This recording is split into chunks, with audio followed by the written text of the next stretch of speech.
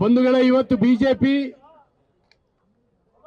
Gandhi statue ಎದುರುಗಡೆ ಸಿದ್ದರಾಮಯ್ಯನವರ ರಾಜೀನಾಮೆಗೆ ಆಗ್ರಹಿಸಿ ಪ್ರತಿಭಟನೆ ಮಾಡ್ತಾ ಇದ್ದೀವಿ. ಈ ರಾಜ್ಯದ ನಾವೆಲ್ಲ ಶಾಸಕರು, ಪಾರ್ಲಿಮೆಂಟ್ ಸದಸ್ಯರು, ಮಾಜಿ ಶಾಸಕರುಗಳು, ಬಿಜೆಪಿಯ ಮುಖಂಡರುಗಳು ಎಲ್ಲರೂ ಕೂಡ ಇಲ್ಲಿ ಸೇರಿದ್ದೇವೆ. ಇಡೀ ರಾಜ್ಯದಾದ್ಯಂತ ಈ ಬಗ್ಗೆ ಜನಸಾಮಾನ್ಯರು ಮೂಲೆ ಮೂಲೆಯಲ್ಲಿ ಪ್ರತಿಭಟನೆಯನ್ನು ಮಾಡ್ತಾ ಇದ್ದಾರೆ. ಸಿದ್ದರಾಮಯ್ಯನವರಿಗೆ ಅಧಿಕಾರ ಮುಖ್ಯ, ಮೌಲ್ಯಗಳು ಮುಖ್ಯ ಅಲ್ಲ ಅನ್ನುವಂಥದ್ದನ್ನ ಇತ್ತೀಚೆಗೆ ಅವರು ತೋರಿಸ್ತಾ ಇದ್ದಾರೆ. ಈಗ ಹೇಳ್ತಾ ಇದ್ದಾರೆ, ನಾನು ರಾಜೀನಾಮೆ ಕೊಡೋದಿಲ್ಲ, ಯಾವುದೇ ತನಿಖೆಯನ್ನಾರು ಎದುರಿಸ್ತೀನಿ ಅಂತ. ಆದ್ರೆ ಸ್ವಲ್ಪ ದಿವಸದ ಮೊದಲು ತನಿಖೆ ನನ್ನ ಮೇಲೆ ಮಾಡಬಾರ್ದು ಅಂತ ಹೇಳಿ ಕೋರ್ಟಿಗೆ ಹೋದವರು ನೀವು. ರಾಜ್ಯಪಾಲರು ನಿಮ್ಮ ಮೇಲೆ ತನಿಖೆಗೆ ಆದೇಶ ಕೊಟ್ಟಿದ್ದು ತಪ್ಪು ಅಂತ ಹೇಳಿ ಕೋರ್ಟಿಗೆ ಹೋದವರು ನೀವು. ಈ ಕಾರಣಕ್ಕಾಗಿ ಡೆಲ್ಲಿಯಿಂದ ಒಬ್ಬ ಸೀನಿಯರ್ ಅಡ್ವೊಕೇಟನ್ನ ವಿಶೇಷ ವಿಮಾನ ಮಾಡಿ ಲಕ್ಷಗಟ್ಟಲೆ ಹಣ ಕೊಟ್ಟು ತಂದು ಆರ್ಗ್ಯುಮೆಂಟ್ ಮಾಡಿಸಿದವ್ರು ನೀವು. ನಿಮ್ಮ ಯಾವ ತಕರಾರುಗಳು ಕೂಡ ಹೈಕೋರ್ಟ್ನ ಎದುರುಗಡೆ ನಡೀಲಿಲ್ಲ. ಹೈಕೋರ್ಟ್ ಸ್ಪಷ್ಟ ಹೇಳಿದೆ, ಈ ಹಗರಣದಲ್ಲಿ ನಿಮ್ಮ ಮೇಲೆ ಎನ್ಕ್ವೈರಿಗೆ ಸಾಕಷ್ಟು ದಾಖಲೆ ಇದೆ, ಎವಿಡೆನ್ಸ್ ಇದೆ ಅಂತ ಹೇಳಿದೆ, ಮಾಡಲೇಬೇಕು ಅಂತ ಹೇಳಿದೆ. ನಿನ್ನೆ ಜನಪ್ರತಿನಿಧಿಗಳ ಕೋರ್ಟ್ ಕೂಡ ಯಾವ್ಯಾವ ಸೆಕ್ಷನ್ನಲ್ಲಿ ನಿಮ್ಮ ಮೇಲೆ ತನಿಖೆ ಮಾಡಬೇಕು ಅಂತ ಹೇಳಿದೆ. 420ರಿಂದ ಹಿಡಿದು ಎಲ್ಲ ಸೆಕ್ಷನ್ ಹೇಳಿದೆ ನಿಮ್ಮ ಮೇಲೆ ತನಿಖೆ.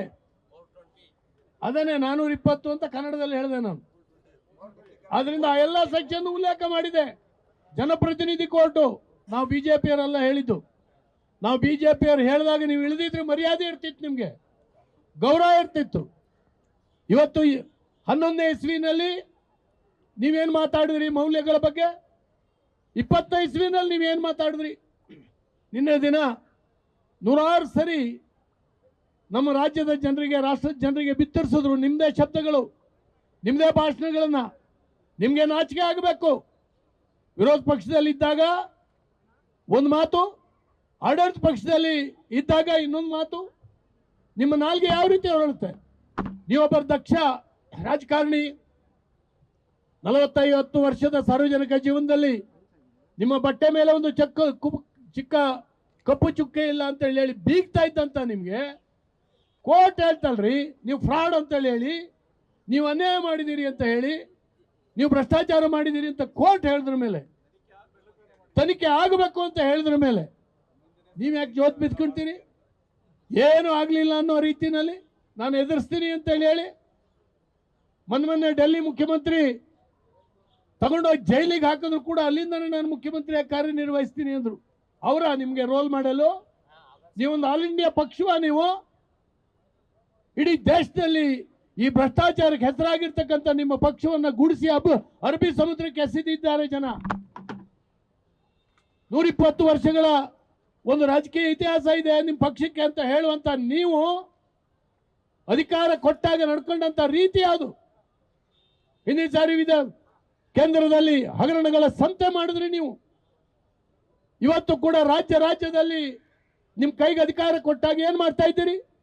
ಇಡೀ ಕ್ಯಾಬಿನೆಟ್ ಇವತ್ತು ವಾಲ್ಮೀಕಿ ಹಗರಣ SIT ರಚನೆ ಮಾಡಿ ಅದನ್ನು ಮಣ್ಣು ಹಾಕುವಂತ ಕೆಲಸ ಮಾಡಿದ್ರಿ ನೀವು. ಮಂತ್ರಿಯನ್ನು FIR ನಲ್ಲಿ ಸೇರಿಸಿರ್ಲಿಲ್ಲ, ಇವತ್ತು SIT ಸೇರಿಸ್ತು. ಅಂದ್ರೆ ನಿಮ್ಮ ರಕ್ಷಣೆಗಾಗಿ ಇಡಿ ಅದನ್ನ FIR ನಲ್ಲಿ ಸೇರಿಸಿ ಅವ್ರನ್ನ ಜೈಲನ್ನು ತಗೊಂಡು ಹಾಕಿದೆ. ನಿಮ್ಗೆ ನಾಚಿಕೆ ಆಗ್ಬೇಕಲ್ಲ? ನಿಮ್ಮ SIT, ನಿಮ್ಮ ನ್ಯಾಯಾಂಗ ತನಿಖೆ, ನಿಮ್ಮ ಹುಳುಕನ್ನ ಮುಚ್ಚಿಡ್ಲಿಕ್ಕಾಗಿ, ಜನರ ಮನಸ್ಸನ್ನ ಬೇರೆ ಕಡೆ ತಿರುಗಿಸ್ಲಿಕ್ಕಾಗಿ ನೀವು ಹೇಳ್ತೀರಿ. ಈಗ ಹೇಳ್ತೀರಿ ನನಗೆ ನನ್ನ ಹಿಂದಕ್ಕೆ ಅಷ್ಟು ಜನ ಶಾಸಕರಿದ್ದಾರೆ, ಇಡೀ ಮಂತ್ರಿಮಂಡಲ ಇದೆ. ಹೌದಪ್ಪ, ಈ ಮಂತ್ರಿಮಂಡಲ, ಈ ಶಾಸಕರು ನಿಮ್ಮವ್ರೆ. ಅವ್ರು ಹೇಳಿದ ತಕ್ಷಣ ನಿಮ್ದು ಬಾರಾಕು ಮಾಫಾ, ಎಲ್ಲ ನೀವು ಮಾಡಿದ ಕೃತ್ಯಗಳೆಲ್ಲ ಮಾಫಿನಾ? ಹೀಗೇನ ಪ್ರಜಾಪ್ರಭುತ್ವ ಅಂದ್ರೆ? ಇದನ್ನ ಜನಕ್ಕೆ ಹೇಳಬೇಕಾಗಿದೆ ನೀವು. ಇಡೀ ಸಾಮಾನ್ಯ ಜನ, ರಸ್ತೆಯಲ್ಲಿ ಹೋಗೋ ಸಾಮಾನ್ಯ ಜನ ಕೂಡ ನಿಮ್ಮ ಬಗ್ಗೆ ಕೆಟ್ಟದಾಗಿ ಮಾತಾಡ್ತಾ ಇದ್ದಾರೆ.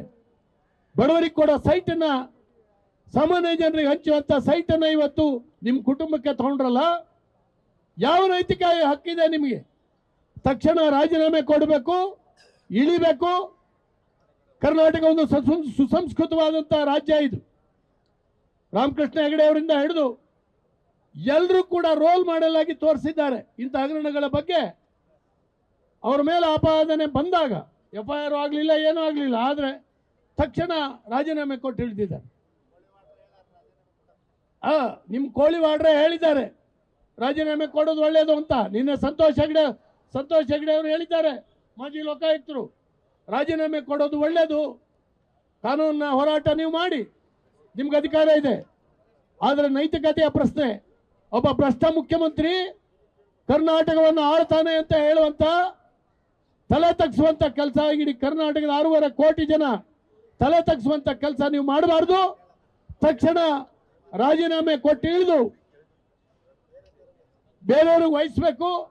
ನೀವು ನ್ಯಾಯಾಂಗ ತನಿಖೆಯನ್ನ ಎದುರಿಸಿ ಶುದ್ಧರಾಗಿ ಸಿದ್ದರಾಮಯ್ಯ ಆಗಿ ಬನ್ನಿ, ನಮ್ದು ಏನೂ ತೊಂದರೆ ಇಲ್ಲ, ಇದು ಪ್ರಜಾಪ್ರಭುತ್ವ.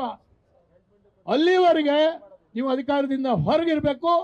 ನೀವು ಆ ಕುರ್ಚಿನಲ್ಲಿ ಕೂತ್ಕೊಂಡು ನಿಮ್ಮ ಕೆಳಗಡೆ ಇರ್ತಕ್ಕಂಥ ಒಬ್ಬ ಕಾನ್ಸ್ಟೇಬಲ್, ನಿಮ್ಮ ಕೆಳಗಡೆ ಇರ್ತಕ್ಕಂಥ ಒಬ್ಬ SP, ಇವರೆಲ್ಲ ನಿಮಗೆ ತನಿಖೆ ಮಾಡುವಂಥದ್ದು ಇದೆಯಲ್ಲ, ಇದು ಯಾರಿಗೂ ಬರಬಾರ್ದು. ಇದಕ್ಕಿಂತ ಆತ್ಮಹತ್ಯೆ ಮಾಡ್ಕೊಳ್ಳೋದು ಒಳ್ಳೆಯದು.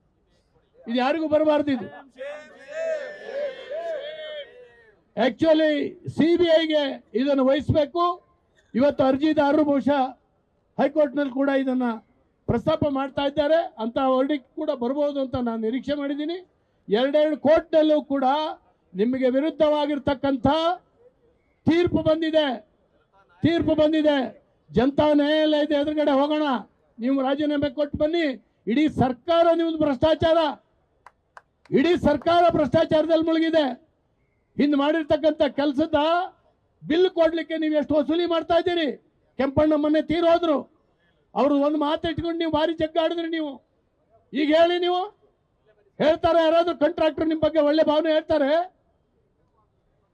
ಒಂದು ಪೈಸಾ ಅಭಿವೃದ್ಧಿಗೆ ಕೊಡ್ಲಿಲ್ಲ. ನೀವು 2 ವರ್ಷದ ಹತ್ತತ್ರ ಆಯ್ತು ನೀವು ರಾಜ್ಯ ಆಳಕ್ಕೆ ಶುರು ಮಾಡಿ, ಇಡೀ ರಾಜ್ಯದ ಅಭಿವೃದ್ಧಿಯನ್ನು ಹಾಳು ಮಾಡಿದ್ರಿ. ನೀವು ಇಡೀ ರಾಜ್ಯದ ನೈತಿಕತೆಯನ್ನು ಅಧಪತನಕ್ಕೆ ದೂಡಿದಿರಿ. ತಕ್ಷಣ ರಾಜೀನಾಮೆ ಕೊಟ್ಟು ಹೊರಗೆ ಬರಬೇಕು ಅಂತ ಹೇಳಿ ನಾವು ಒತ್ತಾಯಿಸ್ತೇವೆ. ನಮಸ್ಕಾರ.